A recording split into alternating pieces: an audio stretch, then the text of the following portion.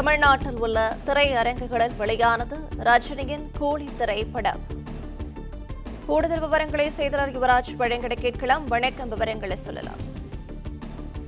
வணக்கம். Sun pictures தயாரிப்பில் இயக்குனர் லோகேஷ் கனகராஜ் இயக்கத்தில் நடிகர்கள் ரஜினிகாந்த், சத்யராஜ், நாகார்ஜுனா, சௌபின் சாகீர், உபேந்திரா உள்ளிட்ட பலர் நடித்திருக்கக்கூடிய இந்த திரைப்படம் கூலி.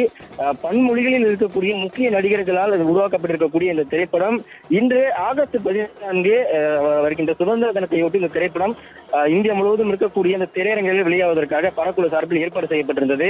அதுக்கு முன்பாக ரிலீஸ் தேதியும் படக்குழுவினர் அறிவித்திருந்தனர். படம் அறிவித்த தேதியிலிருந்து இந்த படத்தின் மீதான எதிர்பார்ப்பு ரசிகர்களிடையே மிகப்பெரிய ஒரு எதிர்பார்ப்பை ஏற்படுத்தியிருந்தது.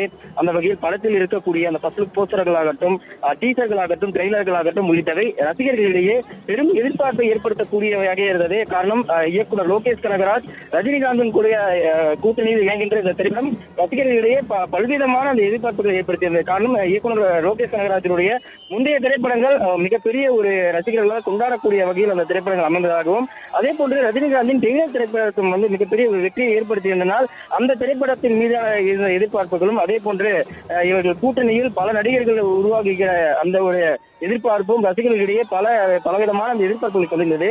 அந்த வகையில் தற்போது இந்த திரைப்படம் தமிழகத்தில் 9 மணி அளவில் இந்த திரைப்படம் திரையரங்கில் வெளியாவதற்காக தமிழ்நாடு அரசு ஆணை வெளியிட்டிருந்தது.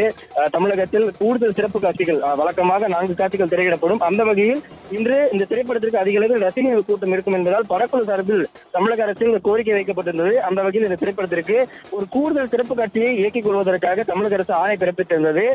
தமிழகத்தை தவிர்த்து பிற மாநிலங்களில், அதாவது ஆந்திரா, கேரளா, கர்நாடகா உள்ளிட்ட மாநிலங்களில்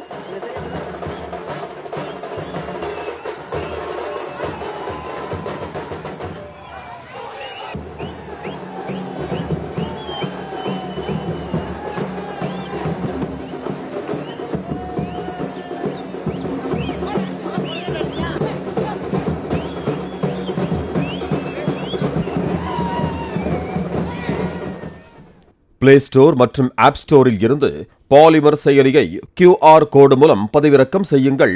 செய்திகளை உடனுக்குடன் பெறுங்கள்.